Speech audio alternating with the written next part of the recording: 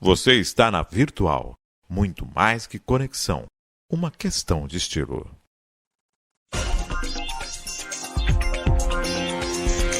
Virtual News.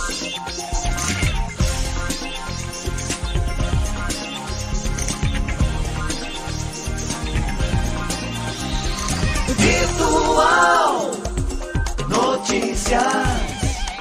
Traz a informação.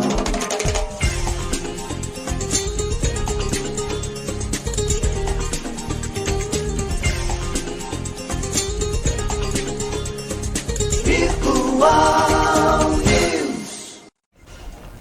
9 horas, é isso mesmo? 9 horas e 40 minutos. Um bom dia para você. Começa agora o seu Virtual News desta terça-feira, dia 1º de agosto de 2020. Bom dia aos poderes constituídos, ao Executivo, ao Legislativo e ao Judiciário.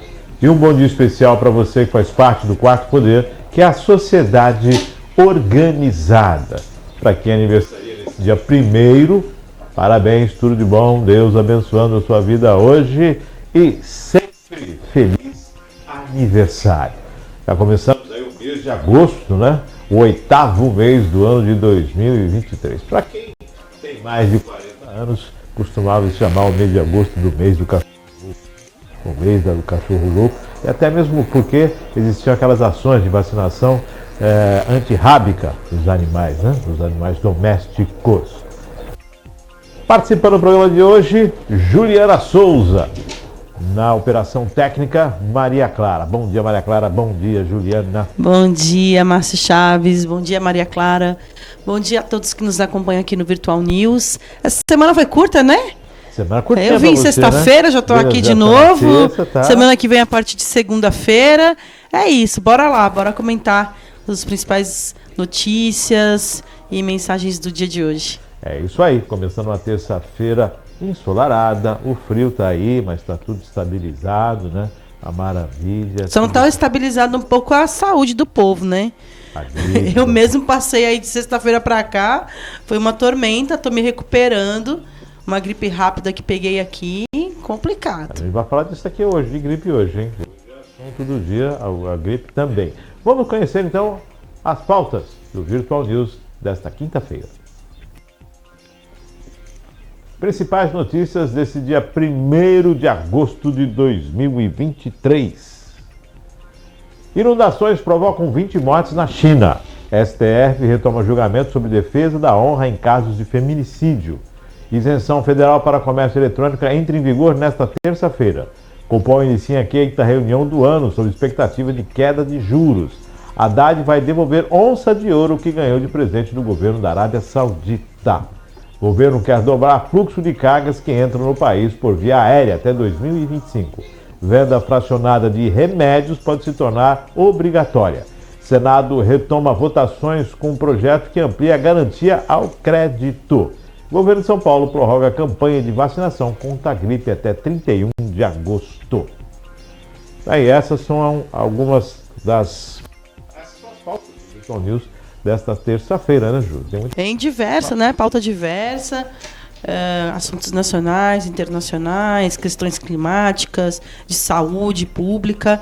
Bora, né? Bora. Agora vamos para aquelas manchetes que não podemos deixar passar em branco.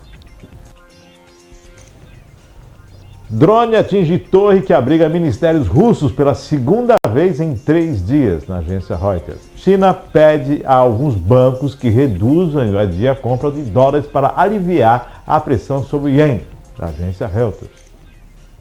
Polícia Europeia já classifica o PCC como um cartel, manchete de R7. Novo PGR não será amigo de Lula, mas alguém que não faça denúncia falsa, diz o presidente. Essa é a matéria do G1. Lula, Brasil vai crescer de forma sólida e FMI vai errar previsão. Está no broadcast.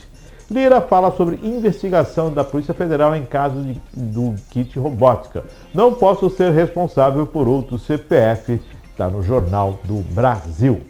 Nova regra para importados online de até $50 começa hoje. Manchete de O Globo. Universalização do saneamento até 29 e redução de tarifa.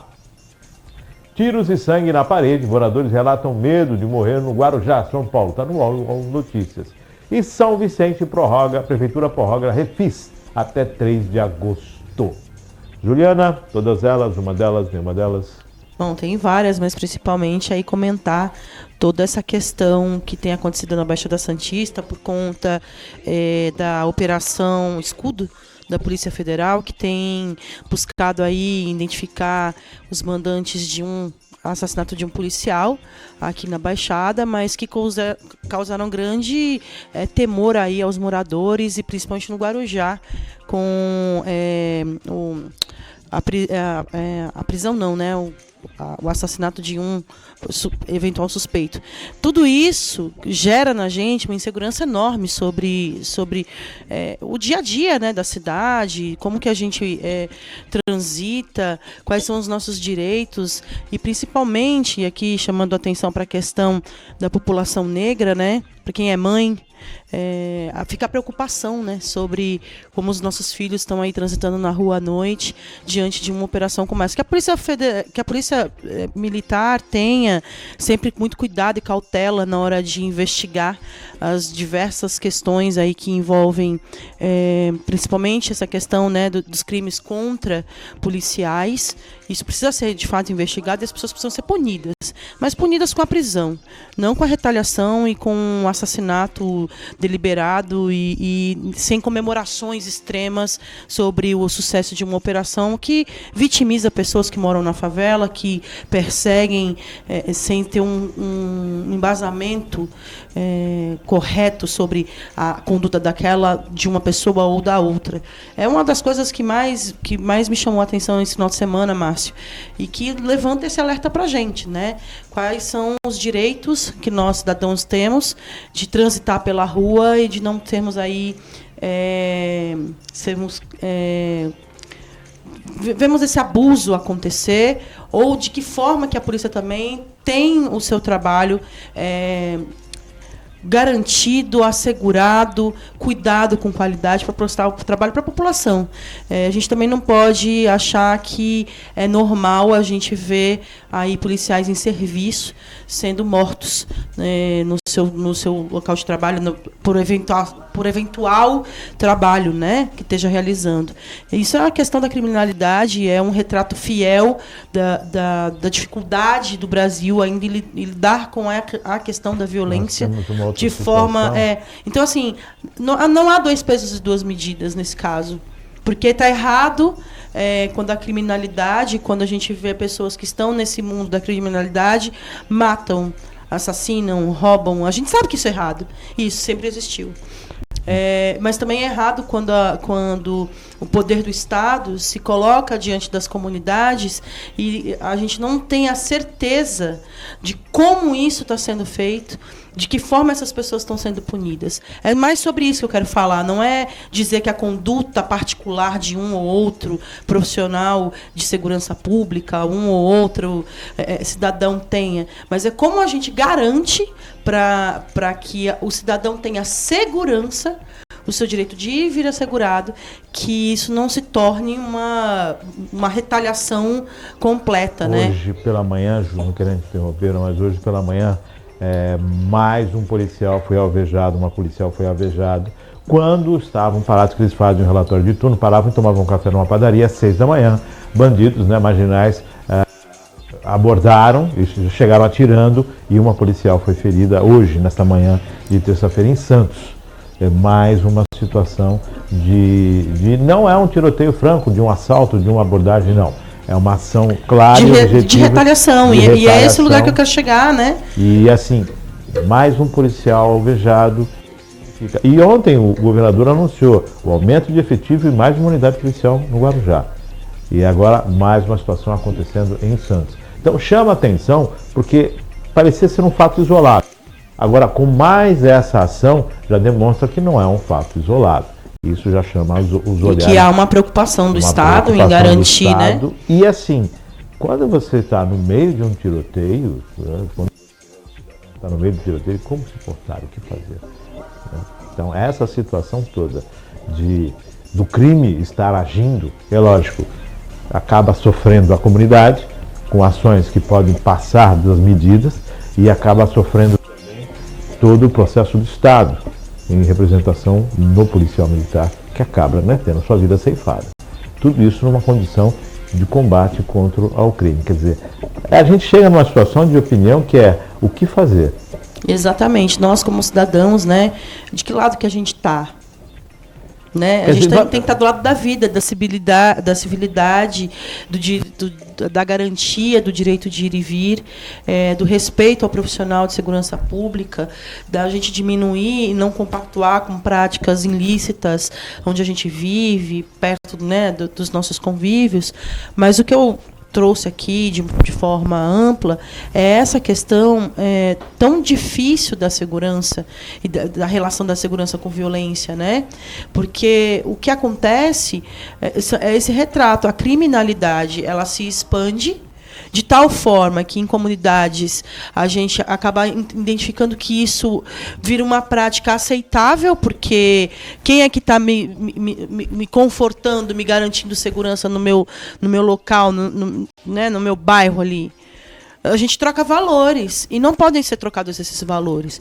Então, a minha maior preocupação nesse processo todo é quais são os processos investigatórios que estão sendo feitos a ponto de indicar os reais executores dessas ações ilícitas para que, sim, a polícia haja com firmeza e com a segurança que a justiça requer. Não que a gente crie uma situação de pânico geral entre a população e que tem aí civis, pessoas questionadas, abordadas de forma indevida, e também não tenha profissionais da área de segurança pública que deixam sua família em casa, que confiam no Estado para trabalhar em qualquer situação de risco e de ameaça. A gente sabe que quem trabalha nessa área entende que passa por esse risco, mas a gente também precisa, e o Estado tem que trabalhar para garantia de que esses trabalhadores façam o seu serviço com segurança, com qualidade, com isonomia, e que voltem para casa, né? E que tristeza é essa notícia que traz agora da policial ferida. E isso é muito complicado, porque está virando já a ação de retaliação que a gente estava trazendo aqui. O caldo vai engrossar, né? Ok, Maria Clara, tudo ok? Equipamentos, tudo certo? Tudo certo aqui também, para não vir aqui? Mais 50 minutos, é isso? 50 minutos, vamos às pautas. Dom Lula falou do FMI, o FMI projetou 2,6, o Lula disse que vai crescer mais que o FMI, está uma situação de louco, vamos aguardar aí, a taxa Selic vai hoje, vamos falar sobre isso daqui a pouquinho. 9h56, vamos às matérias do Virtual News desta terça-feira. Inundações provocam 20 mortes na China. As fortes chuvas afetam o norte da China, deixaram pelo menos 9 mortos na província de Hebei, perto de Pequim, onde já haviam sido registradas outras 11 vítimas fatais nos últimos dias devido às inundações, informou a imprensa nesta terça-feira. 9 pessoas morreram e 6 estão desaparecidas devido ao desastre em Hebei, anunciou o canal estatal CCTV. Um estudo está sendo realizado para determinar a magnitude dos prejuízos econômicos, acrescentou a emissora. O balanço total de vítimas das inundações subiu para 20 mortos e 19 desaparecidos, 13 em Pequim e 6 em Hebei. O tufão Dorkis, rebaixado para tempestade, afeta o território chinês do sudeste para o nordeste desde sexta-feira, quando tocou o solo da província de Fujian, depois de passar pelas Filipinas. Aí a China enfrentando o problema, né, com esse tufão, né, essa situação toda que acontece na China, 20 mortos, né, 19 desaparecidos, quer dizer, os números chamam a atenção. Juliana. E aí, pesquisando aqui rapidamente, gente, tem outro tufão a caminho de lá, passando ali pela costa do Japão, e que deve se aproximar da China nos próximos dias, com uma magnitude também considerável do ponto de vista dos alertas, né, que as agências que cuidam do clima informam sobre essa questão dos tufões. É a questão climática de novo, né, Márcio? Sempre em debate, sempre aqui nas nossas falas, do quanto as variações climáticas têm atingido efetivamente todo o globo terrestre. A Ásia é um lugar que já tem muita precipitação, principalmente a questão de terremotos, né? Ali por conta das placas tectônicas que existem ali naquela região do Japão, da China, da Indonésia, e aí com toda essa ebulição, com toda esse desajuste ambiental que existe no mundo, isso está cada vez mais frequente, né? A gente viu aí recentemente as notícias do verão na Europa e nos Estados Unidos com altos índices de temperatura. Tudo isso causa, e é o que também tem acontecido lá na China, isso tem causado um mal-estar físico nas pessoas, porque você não aguenta, né, a temperatura tão alta. Então passa mal. E ainda pensar nas diferenças climáticas. A gente está vivendo isso aqui, gente, no Brasil. Né? As chuvas fortes, os ventos, o calor na época de inverno. Eu me preocupo muito com isso, porque é um assunto que se debate há tantos anos e não avança. Parece que o mundo ainda não avançou em práticas de sustentabilidade, em práticas que procurem equilibrar o clima, de certa forma, né? A emissão de poluente está aí, você pode colocar vários controles ambientais, mas ela existe. Então, como que a gente vai lidar com isso a partir de agora? É a situação do mundo sofrendo as consequências do ser humano. Basicamente é isso. Industrialização, derrubadas, falta de responsabilidade, degelo, aquecimento global, influência em tudo quanto é lugar, né? O ser humano influenciando da pior forma possível as mudanças do clima. 10 horas em ponto. Vamos a mais uma matéria. STF retoma julgamento sobre defesa da honra em casos de feminicídio. O Superior Tribunal Federal retoma hoje, dia 1º, o julgamento que deve proibir o uso da tese de legítima defesa da honra para justificar a absolvição de condenados por feminicídio. A sessão está prevista para as 14 horas.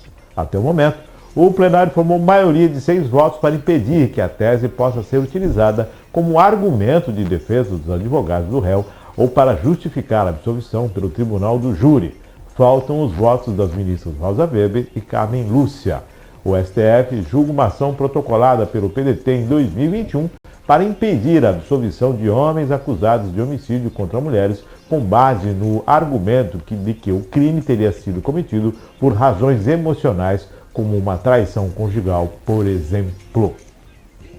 No Supremo, a maioria foi formada na sessão de 30 de junho, antes do recesso de julho. Na ocasião, as ministras sinalizaram que também vão acompanhar a maioria. Na época, a presidente do tribunal, Rosa Weber, comentou que o país tem histórico de normas que chancelaram a violência contra a mulher. A mulher era uma coisa, era uma propriedade, por isso podia ser morta para lá. Afirmou. 2023. Esse é o ano de Nosso Senhor Jesus Cristo em que nós estamos. Nesse ano ainda se discute essa questão dos crimes contra por lavar a minha honra, a justificativa. É um absurdo como isso ainda está sendo julgado. Mas está sendo julgado. Ótimo que isso saia dos rolos das possibilidades de isenção para aqueles que cometem o feminicídio. Mas o que me chama a atenção é isso não adianta fazer parte. Como nós queremos avançar como sociedade se não conseguimos avançar em coisas básicas como esta? A gente discute tanta coisa, a gente fala tanta coisa, a gente fala sobre o progresso, sobre querer a internet 5G, a gente fala sobre a globalização, a gente fala sobre vanguarda, a gente fala sobre tecnologia, o país isso, o país aquilo, e uma questão tão básica a gente ainda está tão retrógrado. Isso entra em várias questões, né, em várias camadas. Quando a gente pensa na luta feminina por igualdade, é também e sobretudo em resposta a toda essa coisa doentia que se criou sobre posse, né? Em que momento da história se criou essa coisa louca de que um homem tem posse da mulher? Né? A ministra Rosa Weber fala muito bem. O Estado brasileiro chancelou questões por muito tempo que nos colocavam no lugar de propriedade. né? E ver essa discussão dentro do STF é importante, sim, como você bem disse, Márcio, porque é algo que vai sacramentar o que está correto e o que não está correto. E esse argumento, ele é pífio, assim, ele não tem cabimento. Não tem cabimento porque não dá para você somar a força de um homem contra uma mulher. E em que momento, se a gente for julgar aqui, a questão da traição, a questão disso, daquilo, independente, não dá direito de você tirar a vida de ninguém. Não deu certo, se afasta. Não deu certo, separa. Existem meios legais de você romper os vínculos. Agora, essa questão de dizer que eu tô com a honra ferida e por isso eu vou matar porque eu quero, né, porque eu preciso, não tem cabimento, né? Isso aí era e aí a gente vê, e vai de encontro, esse trabalho que o STF está fazendo, vai de encontro, inclusive, as medidas mais duras que a reforma na Lei Maria da Penha foi posicionando ao longo desses anos o Estado brasileiro. É uma das legislações mais fortes que existem de proteção à mulher no mundo, reconhecida, né, pela grandiosidade que tem, pela firmeza que tem, mas a gente ainda tem um Estado que não corresponde a tudo que essa legislação pede. Onde estão as casas de acolhimento a essas mulheres? Onde estão as delegacias, as DDMs, funcionando 24 horas por dia? Para atender e acolher as mulheres vítimas de violência. Então, essas questões a gente precisa superar.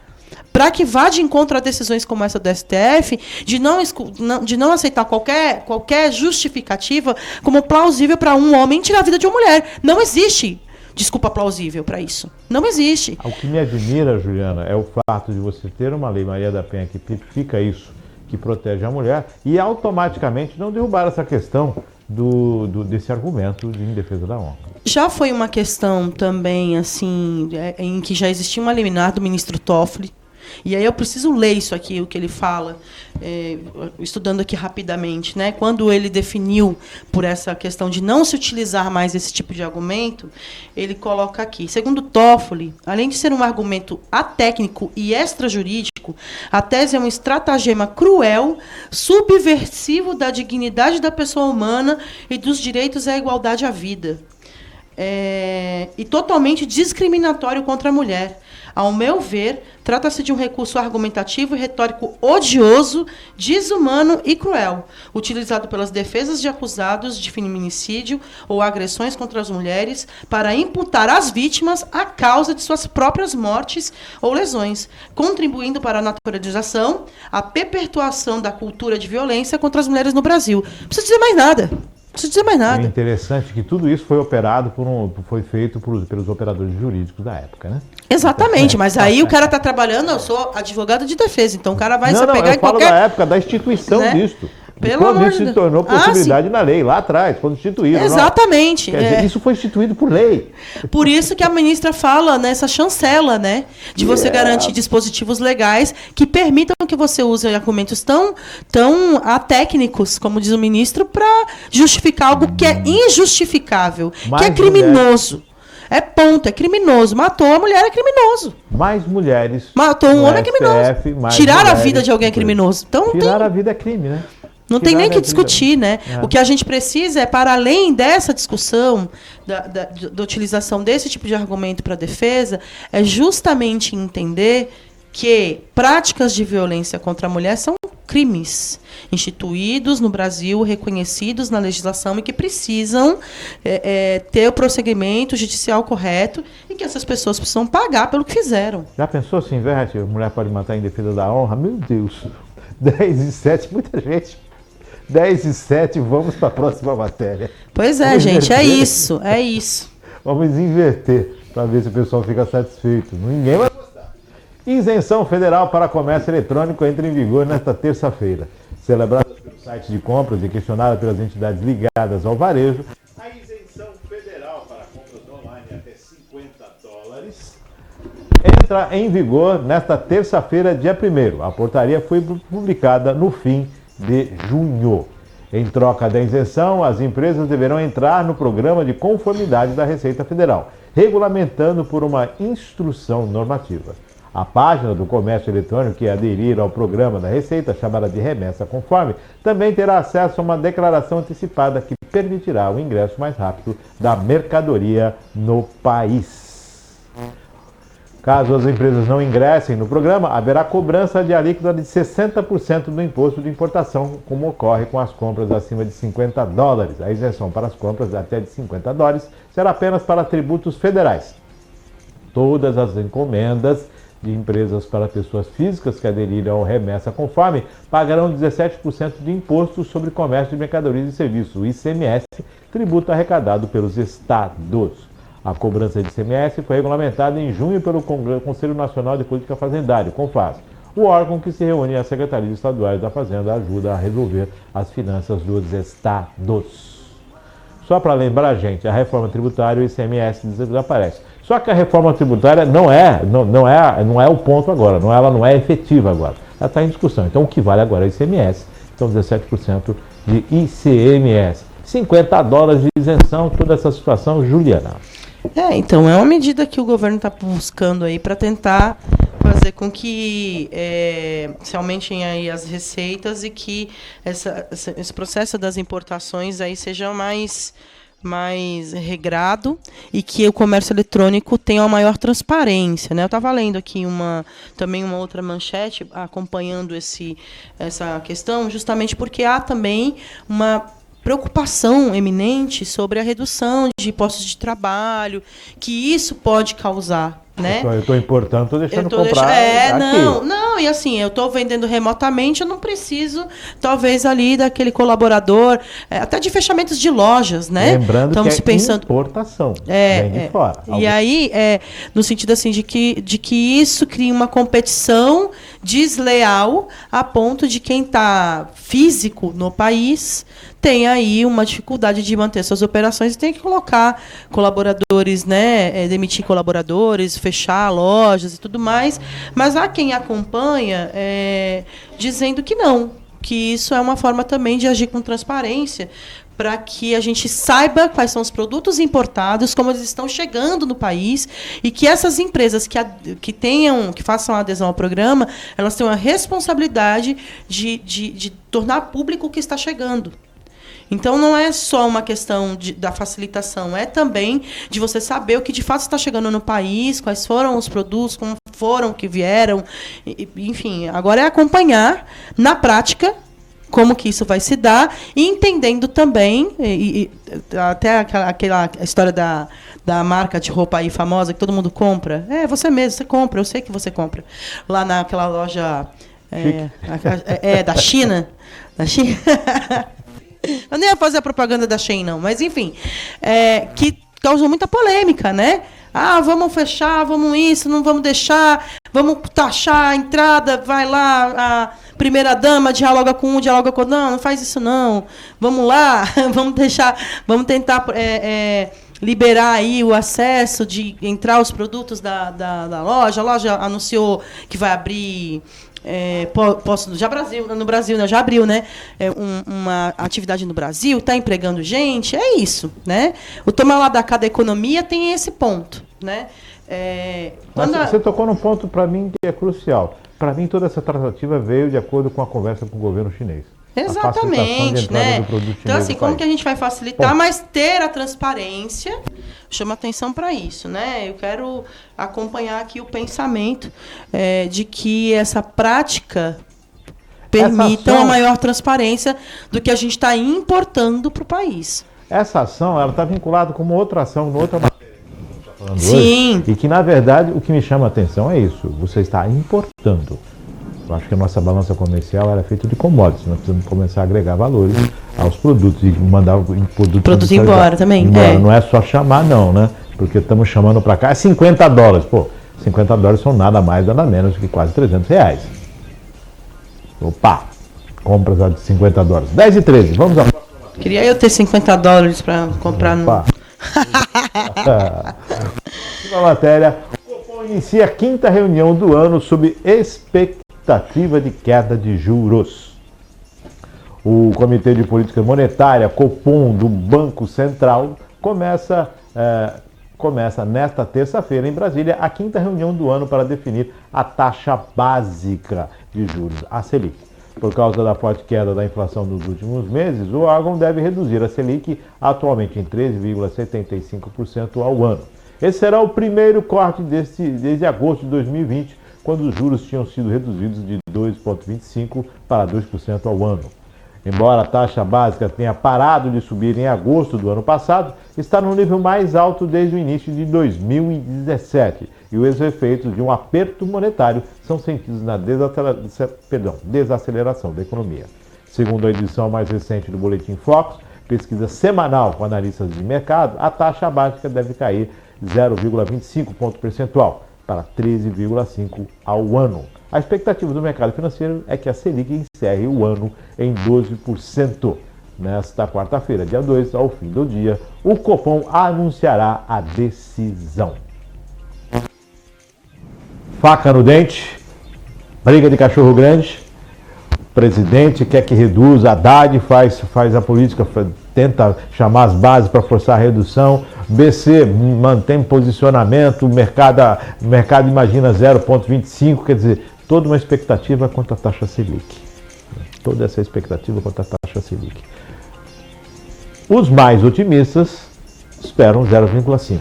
Aqueles que vão além do otimismo pensam em muito mais. Eu acredito que nós não vamos chegar no ano nos 12%, mas tudo bem. Juliana. Mas eu acho importante que haja essa redução, porque ela de fato ajuda a controlar a inflação no país, né? Todos aqui concordamos que a redução da taxa Selic nos orienta nesse lugar de que, olha, vai ter aí uma redução também da inflação no país. Todos os esforços para essas reduções são bem-vindos, né, Márcio? Agora, o que a gente precisa é entender na prática como isso funciona para o nosso bolso. Essa é a maior questão. Como que todos esses mecanismos fiscais, como todas essas práticas, decisões da ponta do governo federal atingem aqui a nossa vida na cidade, né? Na redução do imposto no combustível, na alimentação, no vestuário, como que essa ponte se estabelece. Então, são assuntos técnicos, né? Demais técnicos, mas que influenciam, gente, o nosso dia a dia, todos os dias. Então, assim, quando a gente vê toda essa discussão em cima do processo econômico do país, a gente precisa começar. Se eu não entendo tudo, eu preciso começar a estudar e a buscar entender. Porque elas afetam diuturnamente a vida da gente. No que a gente paga na luz, no que a gente paga na água, na forma como a gente... no produto que a gente escolhe para fazer a compra da nossa roupa. Enfim, tudo isso está dentro desses parâmetros que estão sendo discutidos aqui ao longo desses 8 meses da gestão Lula, né? A gente precisa lembrar disso também, né? Existe aí uma diferença no comportamento do governo federal. Algumas decisões têm sido corretas do ponto de vista de tentar fazer com que essas pressões, né? Fazer essas pressões para que realmente exista e se pense mecanismos para reduzir essas taxas, mas também há decisões que vão aí do campo político que acabam influenciando também a não ser tão rápido quanto o governo espera. E talvez levando o governo a tomar decisões que não sejam muito amistosas, né? Ou muito, do ponto de vista, fáceis de lidar. O que me chama a atenção nisso é que a gente sabe que a taxa Selic ela norteia principalmente os títulos de dívida pública. Sim. Que é uma forma de captação do governo, né, de recursos. Isso chama muita atenção, porque na verdade os títulos de dívida pública é aquilo que o governo vai no mercado e capta recursos para fazer para operar financeiramente. E a gente sabe que a Selic é o que norteia isso. Maior aumenta a taxa de juros, mais as pessoas investem, o capital especulativo vem. Quando o tio Sam aumenta a taxa de juros lá, todo mundo acaba retirando dos países emergentes, ou então das economias não tão sustentáveis, e investindo no tio Sam, porque lá é líquido e certo recebimento, nunca teve calote. Então essa é a preocupação. Taxa de juros mais baixa, consumo mais alto, a inflação pode aumentar ou não. Mas, né, os meros mortais aqui ficam aguardando a decisão, tanto do governo quanto do Copom, né, do BC, sobre essa questão. E cabe a nós só olhar para a Selic. E esperar os resultados, né? Os resultados. Quem sabe um dia se comporte como todo esse sistema de regramento aí norte-americano. Já pensou? E começa a dar maior Porque a gente respaldo ao país, né? A gente fala de 13,5% da taxa Selic, mas 500% no cartão de crédito. Quer dizer, não dá, né? Explica isso pro coitado do contribuinte. 10 horas e 18 minutos, vamos para mais uma matéria. Haddad vai devolver onça de ouro que ganhou de presente do governo da Arábia Saudita. O ministro da Fazenda, Fernando Haddad, vai devolver à Embaixada do Reino da Arábia Saudita uma onça de ouro que recebeu como presente ontem, dia 31, em São Paulo. A obra seria incorporada ao patrimônio da União, mas a Receita Federal orientou o ministro a devolver a escultura. A instrução de devolver o presente foi dada pela secretária de Receita, Robson Barreirinhas. O Ministério da Fazenda diz que a oferta de presentes a autoridades públicas deve ser feita com aviso prévio ao cerimonial do órgão público agraciado. E confirma que a onça de ouro será devolvida. Não há informações sobre o valor da estátua. A onça de ouro foi entregue a Haddad durante uma visita da comitiva saudita ao Brasil, com mais de 100 integrantes, entre eles o ministro de Investimento do Reino da Arábia Saudita, Khalid Al-Falid, que ofertou a estátua. A comitiva foi recepcionada pelo vice-presidente e ministro do Desenvolvimento, Indústria, Comércio e Serviços, Geraldo Alckmin, em um evento da Federação das Indústrias do Estado de São Paulo, Fiesp, ontem, segunda-feira. Empresas brasileiras e os sauditas assinaram 25 acordos de comércio e investimentos. Uma onça pintada, entregue como presente à luz do dia, de forma clara, objetiva. Tem protocolos? Tem. Mas isso não é nenhum problema de relações públicas, não, Juliana. É uma coisa que... né, me chamou a atenção. Na verdade, eu acho que isso também tem a ver com alguns outros presentinhos com a questão das joias que foram recebidos no Brasil, mas que não foram declarados, que vieram dentro da mala, escondido no bolso da calça, e que não se sabia de onde estava vindo, quais os valores reais, e que ficou no tomar lá da cá de, olha, vai lá e busca lá na Receita Federal, diz que o presidente mandou buscar, o ex-presidente, né?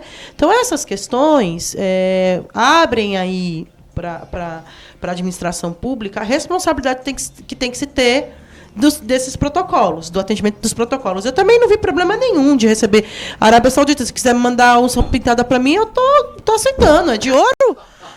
Eu tô aceitando. E eu não sou do governo, então tá tudo certo. Não sou do governo federal, não sou ministra, não tenho protocolo nenhum. Agora, se existe o regramento técnico, né? Se o presente tem que vir chancelado, orientado para o Estado brasileiro, né? Aí é que tá, né? A matéria vem dizendo que o presente foi pro Haddad. E aí depois, Receita Federal, gente, é melhor vocês não entrarem nessa onda, devolve o presente, faz a desfeita, faz a desfeita e tá tudo certo. Então, eu acho que, na verdade, todas essas questões estão ligadas efetivamente a essa questão da licitude que a gente tem que ter, né, nas relações internacionais. Se existe protocolo, se existe protocolo para receber, o Itamaraty que faça lá o seu papel, diz assim, você quer mandar um presente pro Brasil? É assim, tem que ser. O caminho é esse. E vai ser. Mas agora, eu acho muito legal. Eu tô pensando em conhecer aí alguém da Arábia Saudita para me mandar uns presentes desses, né, não, Márcio? Ontem já pensou? Vi mais variados comentários. Eu vi comentários absurdos, eu vi comentários falando da arte, que o negócio é feio, que é tosca, de mau gosto, que... Eu vi muitos comentários ontem a respeito. E o interessante nisso, eu não estou passando um pano aqui não é isso não, é que é uma onça pintada. Onça pintada, a gente sabe que na América, tanto na América do Norte, na América Central, na América Latina, a onça pintada é o maior felino das Américas, né? Sim. E o fato de se preparar uma onça de ouro e se dar a um país, significa que você está respeitando o fauna e flora. Já foram falar que era um abuso, que era um desrespeito, está representando um animal, um felino, que faz parte da América. Não, é um objeto de arte, feio, né? É bonito. Peraí, eu estou desrespeitando o Márcio, eu olho como um objeto de arte. Não, mas criticaram como objeto de arte. Acho que o pessoal estava criticando porque acho que as joias eram mais bonitas. É isso? Bom, enfim, né? Mas as joias foram ilícitas, né? Então, foram presentes que não foram nem declarados. Agora a onça pintada foi entregue na luz do dia. Né? Claro, ali com uma comitiva. Não se provou o protocolo? Vai se devolver? vai voltar para o espólio do patrimônio da União? Vai voltar para a União? É da União? Ótimo, né? Perfeito. Porque se está ministro, né? Não se é ministro. Assim como se está presidente. Mas o presente é para o Estado brasileiro, né? O que precisava deixar muito claro era isso. Agora, que talvez a matéria aí deixa a gente sem entender muito se o presente era para o Estado ou se era porque para o Haddad, né? Ninguém entendeu, porque não estava no protocolo. Mas a gente sabe que os árabes são dados a presentear. E a gente observa muito essa questão de presentear. Ah, mas aqui tem regras? Tudo bem, se aplica as regras.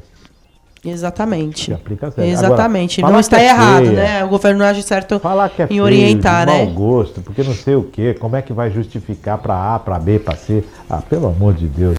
Pelo amor de Deus, tanta coisa no país para fazer. Sabe o que eu me preocupa? A gente estava falando aqui sobre essa matéria e me veio aquele caso de um manto indígena que está na Europa e que o país pretende devolver ao Brasil, que foi um manto que foi levado daqui, e aí não é presente, né? E isso ninguém ainda falou assim, quando é que vem? Que legal, quando é que tá de volta, né?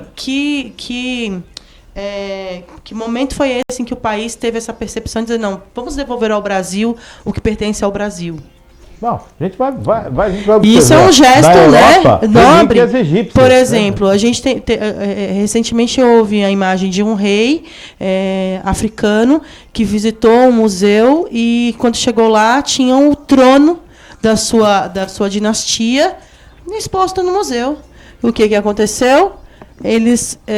Automaticamente o rei sentou no trono que lhe pertence, né? E aí o que chama atenção nisso?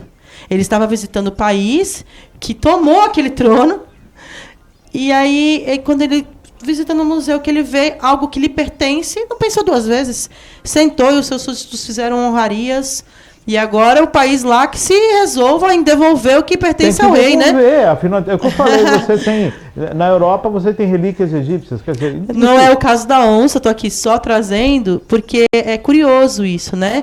A gente precisa entender os processos de construção das civilizações e da colonização que existiu, né? Então, nesse caso, em especial, a Arábia Saudita não foi usurpada de um bem dela, ela trouxe ao Brasil para presentear. E então, volto a falar, o felino que representa é o maior felino das Américas, né? Tem hora que eu só me lembro de um texto do Shakespeare, muito barulho por nada. Yes. 10h26, to be or not to be? Gostei, Juliana, Shakespeare. 10h26, vamos à próxima. O governo quer dobrar fluxo de cargas que entram no país por via aérea até 2025. O Ministério da Fazenda e Receita Federal projetam dobrar o fluxo de mercadorias que ingressam no país por via aérea nos próximos 2 anos, com a ampliação de um novo sistema de controle de carga e transporte, o CCT, por esse modal. A medida visa facilitar o processo de liberação de mercadorias importadas e o projeto piloto já vinha sendo testado por 35 importadores no Aeroporto Internacional de Vitória, no Espírito Santo. O novo sistema, segundo a apresentação feita ontem pelo governo federal, deve reduzir em até 90% a quantidade de intervenções físicas da Receita nesses processos e encurtar o tempo médio de liberação dessas mercadorias de 6 para 1 dia. Em 2022, o volume de mercadorias que ingressou no país pelo modal aéreo foi de 47 bilhões de dólares e é esperado um aumento da arrecadação que passaria de 19 bilhões para 38 bilhões por ano. O novo sistema busca adequar as regras brasileiras de desembaraço de mercadorias aos padrões estabelecidos pela Organização Mundial do Comércio, a OMC. O CCT integra sistemas corporativos das empresas importadoras com o portal do comércio exterior do governo federal, o que vai permitir aos fiscais da Receita trabalharem em cargas de maior risco. O projeto foi financiado pelo Fundo Nacional da Aviação Civil, com os recursos oriundos das concessões de aeroportos e a iniciativa privada. Vamos lá? Liberação dos 50 dólares, isenção de 50 dólares, querer dobrar as importações de mercadorias, transformar o país em um modal, como se fosse um terminal, né? Chega no Brasil e tem a distribuição. Tudo isso está sendo feito. Mas me chama a atenção que isso vem juntamente com a condição da redução das tarifas de importação. Acima de abaixo de $50 para baixo não se paga. Né? A importação você não paga imposto, a coisa está pagando. Quer dizer, tudo isso me mostra uma articulação para que cresça esse modal. Porque, obviamente, quando o governo falou lá atrás que as mercadorias têm que ser liberadas em menos de 6 em um dia, isso remete que há toda uma movimentação alfandegária que precisa ser exercida. E agora diz aqui, Juliana.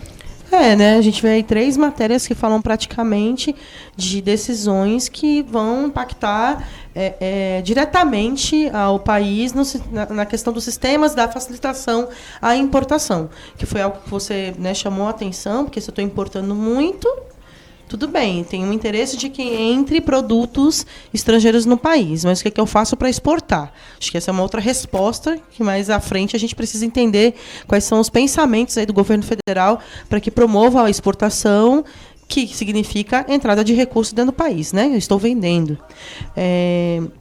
O que a gente estava aqui debatendo antes de começar, gente, também é essa questão da participação do Ministério de Portos e Aeroportos, né? De que forma que esse ministério também vai atuar dentro dessa fala e dessa ação, visto que a gente tem aqui na região o principal representante, que é o nosso ministro, Márcio França.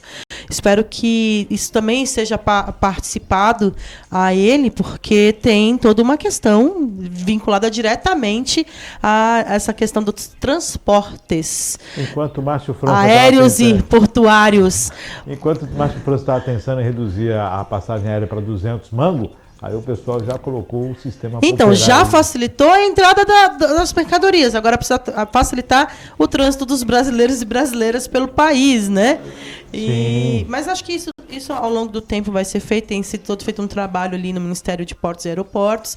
Mas o que chama atenção na matéria é justamente não citar o Ministério que vai facilitar todo esse trâmite. Dentro da área alfandegária, toda essa ação alfandegária, toda essa fiscalização, a rapidez. E lembrar que esse é um padrão que está sendo equiparado a um padrão internacional, né, que a matéria traz, que é a questão da Organização Mundial de Comércio. Então, é o país também tentando se adequar às questões internacionais que vão regrar aí o fluxo de entradas e saídas de mercadoria no país. Avisar como você vai aumentar o volume de arrecadação, com certeza você está considerando e muito a evasão, né, dos recursos na importação, que vai aumentar, sem dúvida. Para o governo aumentar a arrecadação, muito maior vai ser a compra no exterior. É importante a garantia de entrada de produtos, mas o que eu acho que a gente precisa para sentir a economia do país começar a ganhar volume é como a gente pega os nossos principais produtos e exporta. Você disse bem, Juliana, redução da tarifa de voos para passagem aérea ficar mais barata, melhora na economia, o brasileiro podendo ter um poder aquisitivo maior. Isso só se dá com uma coisa chamada emprego, salário, condição, recebimento. As pessoas precisam estar ganhando bem para poder pagar e viajar e ter uma vida melhor. Só que isso só acontece com a industrialização, com o desenvolvimento, com você reservar o seu mercado e acreditar e colocar o seu país à frente. Se você ficar de joelhos e esperar que todo mundo e comprar de tudo quanto é lado, você está desaprovando o teu desenvolvimento, a tua construção, e daí o brasileiro não consegue o salário. Você está facilitando numa ponta, que é eu que não tenho talvez tantos recursos, eu consiga importar algo que para mim, pessoalmente, me garante o acesso. Mas se eu não penso nas políticas nacionais, como que eu garanto que todos possam participar desse processo econômico do país? Cada $1 que eu gasto lá fora, eu estou gastando R$5. Entendeu? Vamos pensar no câmbio aí? Né? Já que a gente está aqui, a gente só tem vantagens dentro do nosso câmbio aqui na Argentina, no Chile, no Paraguai, que a nossa moeda vale mais do que a deles. Mas se a gente pensar nos produtos exportados, produto importado é em dólar, é em euro, e aí? Os produtos eletrônicos sofrem muito com essa questão da alta do dólar. 10h33, vamos à próxima matéria. Venda fracionada de remédios pode se tornar obrigatória. A venda fracionada de remédios pode se tornar obrigatória no Brasil. Um projeto de lei apresentado pelo senador Carlos Viana determina que as farmácias fracionem os medicamentos a partir da individualização da embalagem para que o medicamento seja vendido na quantidade estabelecida na prescrição. Simples e eficaz. Simples e eficaz. Uma medida como essa, você sabe aquela cartela de medicamento com 30 que você comprou que você vai usar só 10? Simples e eficaz. Ninguém vai ficar jogando medicamento fora, desperdiçar medicamento, e as pessoas vão comprar de forma mais adequada, individualizada, um número menor de medicamentos. Isso vai facilitar muito a venda e a vida das pessoas, né, que dependem de medicamentos, né? Juliana. Sim, principalmente que existem medicamentos que são caríssimos, né? E que são aí de uso contínuo.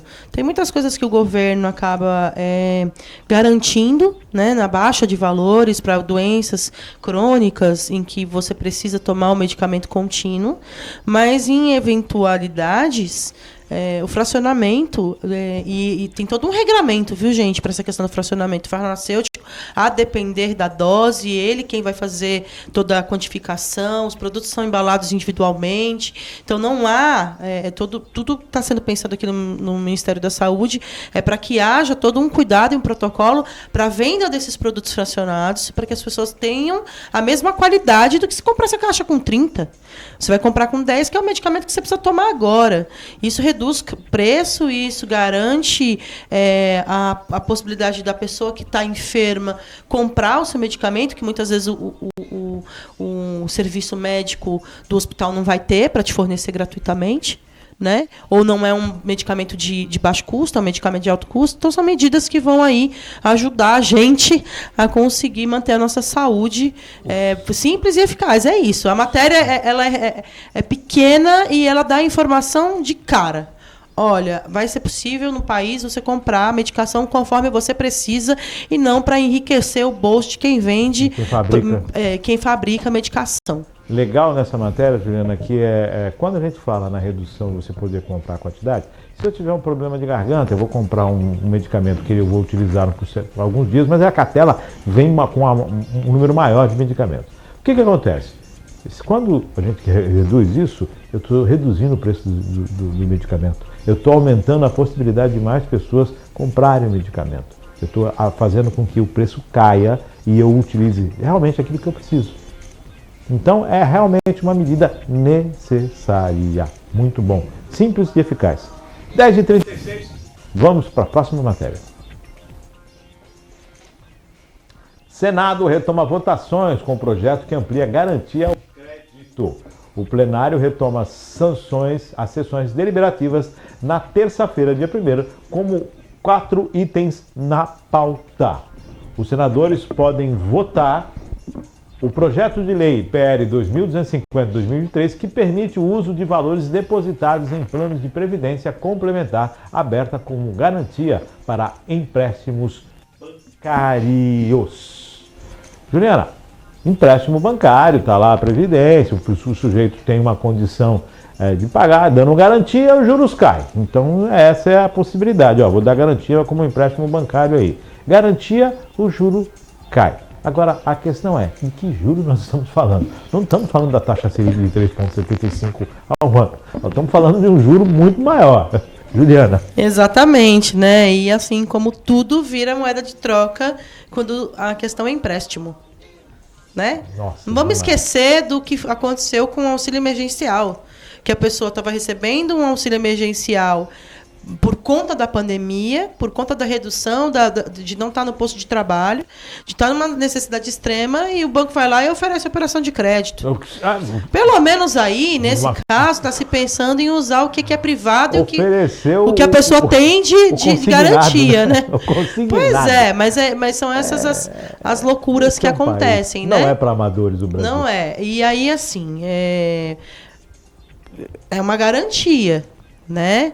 As taxas são discutíveis. E quando o cidadão vai lá e não paga, como é que faz? Então, o interessante aí, vamos falar aqui, que na verdade você está usando aquela previdência privada. Quem tem previdência privada é que tem uma condição, né, equilibrada e pode estar... não, é difícil, mas tudo bem. Mas você está em situação melhor de vida que a maioria dos brasileiros. né, que tá Exatamente, que só Agora, paga a Previdência Pública ele lá. Eu chamo a atenção do governo na redução. Quando eu reduzo essa questão de investimento de taxas, eu facilito para que a economia cresça. Eu facilito a compra, o investimento, a contratação. O sujeito vai contratar mais um funcionário, vai contratar mais um colaborador para a sua residência, para a sua empresa. As pessoas vão se atirar mais no empreendedorismo, vão crescer. Quer dizer, a taxa e o empréstimo são necessários para que as pessoas possam desenvolver as atividades. A taxa alta, um empréstimo caro, é difícil, Juliana. Eu acompanho você, assim, é claro que a gente fica também preocupado com a questão de como que isso vai ser pago, né? As pessoas não entrarem num superendividamento, porque muito embora você esteja numa condição de privilégio por ter uma previdência privada e poder entender isso, que isso é um investimento, é como se você usasse a sua previdência privada para investir em algo que é seu e a partir daí, depois que você quita o empréstimo, é seu. Né? Então, dentro da questão operacional aí, há vantagens, mas se você passa aí por um processo como que a gente passou pandêmico, você pode entrar numa armadilha. Então, tudo é simbólico, significativo e vai de acordo com a necessidade daquele que possui. E o que eu acho que isso aqui representa é uma oportunidade. Olha, existe um meio. Se você tem a previdência privada e você quer investir em algo, precisa de recursos para investir, você tem isso como uma bolsa de crédito que você vai lá e olha, eu vou garantia utilizar. Vou utilizar isso como garantia.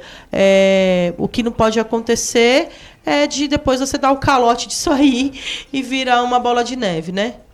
Aí nem previdência, nem previdência e nem novo investimento e aí nem vai. Nada. 10h40, próxima matéria.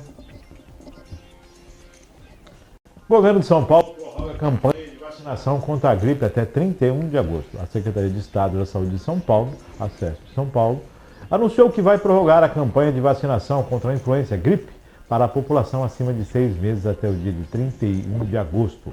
A cobertura vacinal no estado subiu para 47,8% no dia 31 de julho, sendo que era de 44,5% no final de junho.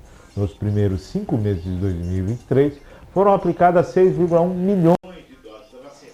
Mas com as prorrogações sucessivas da campanha, foram aplicadas mais de 5,9 milhões de doses em menos de 2 meses, levando a um total de 12,7 milhões. A meta de cobertura para o estado é de 90%. A gripe geralmente causa febre, espirros, nariz congestionado, cansaço e dores no corpo, mas casos mais graves podem afetar as crianças menores de 6 anos de idade, idosos gestantes e pessoas com comorbidades, podendo levar até a morte. Apenas em 2023, a Secretaria de Saúde já registrou 222 óbitos decorrentes de casos graves causados pela infecção dos diversos tipos de vírus influenza. A vacinação é eficaz em evitar a evolução da doença para esses quadros mais graves. Em 2022, foram registrados 3.116 casos de gripe, em que foi necessária a hospitalização do paciente e 339 mortes. Neste ano, foram registrados 2.398 hospitalizações até a última semana de julho. No mesmo período do ano anterior, foram contabilizadas 1.596 internações e 266 óbitos. Apesar da queda na letalidade, o número de hospitalizações cresceu 50,2% nos 7 primeiros meses de 2023. Eu fiz questão de colocar os números para as pessoas entenderem a necessidade de tomar a vacina contra a gripe. Ah, mas eu vou ficar doente. A vacina contra a gripe é justamente para minimizar os efeitos de uma possível contaminação do vírus. Juliana, você teve gripado no fim de semana. Eu ainda estou me recuperando. E olha que tomo minhas vacinas em dia. É isso. A gente viveu um momento nesse país em que não se acreditava em vacina. E é muito louco falar isso em 2023, né? 2023. Que vacina não salva, que vacina é mimimi. Todas essas bobeiras que a gente teve que ouvir nos últimos 4 anos. Mas é provado o quanto é eficaz, o quanto assegura a qualidade da vida e quanto minimiza os impactos de determinadas doenças, né? Então, gente, não tem nem o que falar. bora vacinar, bora procurar o posto de saúde mais próximo, as campanhas de final de semana, para que a gente faça esse número elevar e a gente não faça um movimento reverso, que é aquela coisa, né? O que não tem remédio, remediado já foi, né? Que a gente não tenha que tomar o remédio, buscar o posto de saúde, passar no médico para ter o remédio. É prevenção. É algo que é a medida preventiva para que você não tenha aí que ser mais uma pessoa na fila do posto de saúde para ser atendido por conta de uma enfermidade que pode ser controlada por meio de vacinação. A receita é simples. Abriu campanha de vacinação, leva seu filho. A campanha está a partir dos 6 meses de idade, está liberada para todas as idades, não é isso, Márcio? Perfeito. Então, eu acho que assim, não tem desculpa. Não vai, é aquele que não tem informação correta e que não sabe o quanto é benéfico e o sistema de saúde, o SUS, os profissionais do SUS estão sempre de parabéns por se dedicarem tanto para que a população se convença, às vezes pega no laço, eu vejo isso lá na Vila Natal onde eu moro, os profissionais às vezes ficam na porta do posto, que nos conhecem, né? A gente tem essa facilidade de estar ali, de ter um posto próximo do nosso bairro, em que os profissionais nos conhecem. Então eles olham, já trouxe filho para vacinar? Olha, sábado tem vacinação. Isso é, no mínimo, além de você ter um respeito ao seu próprio trabalho, é ter respeito com o outro. Então, só saudar aqui os profissionais de saúde que se dedicam tanto para que a gente tenha uma qualidade melhor de vida. E você está esperando o quê? Se não vacinou ainda? Vai, porque senão vai acontecer que nem... Se bem que o meu caso, eu acho que foi atípico mesmo, viu, Márcio? Eu passei por uma baixa de imunidade essas últimas 2 semanas, por isso que eu acho que eu fiquei radar para tudo. A vacina também ajudou na Mas eu acho que se eu não né? tivesse tomado a minha vacina, eu estava mais debilitada. Agora eu tô bem. Mais impactante. Então, vacine, é muito bom. Nós tivemos sarampo, voltou, que já imaginava que tinha sido erradicado, voltou. Nós temos questão da febre amarela, voltou. Tem tanta coisa aí que está aparecendo e que há vacinas disponíveis gratuitamente na rede pública. Então, vá. Sim, até vacinas que antigamente não tinham, a questão da meningite, né, a HPV para adolescentes. Então, todo o serviço de saúde tem trabalhado e tem buscado cada vez mais oferecer essas vacinas de forma gratuita para a população. Sinceramente, eu não consigo entender como as pessoas ainda não entendem ou acessam esse serviço que é feito para a gente. Não tem desculpa. Não tem desculpa. Bora lá e fazer a nossa parte. Porque a partir do momento que eu me protejo, eu não estou protegendo só a mim.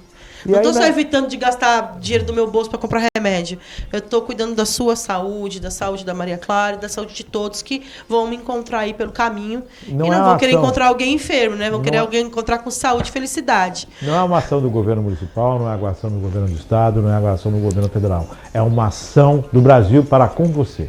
Essa é a responsabilidade. Não tem política nisso. E destacar assim, que independente das múltiplas bandeiras políticas, é algo que não se discute. O Sistema Único de Saúde, por todos os desafios que ainda enfrenta, né? Porque é um país de dimensões continentais, um país em que todos os recursos que são investidos ainda não são suficientes do ponto de vista de recurso público. A gente sabe que é isso, né, Márcio? Que por mais que se disponha, os orçamentos públicos disponham aí uma taxa de 25% para garantir a saúde. Isso não é ainda um valor que corresponda à qualidade de vida de todos, né, que garanta a qualidade de vida de todos, mas não se mede esforços dentro do Sistema Único de Saúde para que as pessoas possam ter qualidade de vida.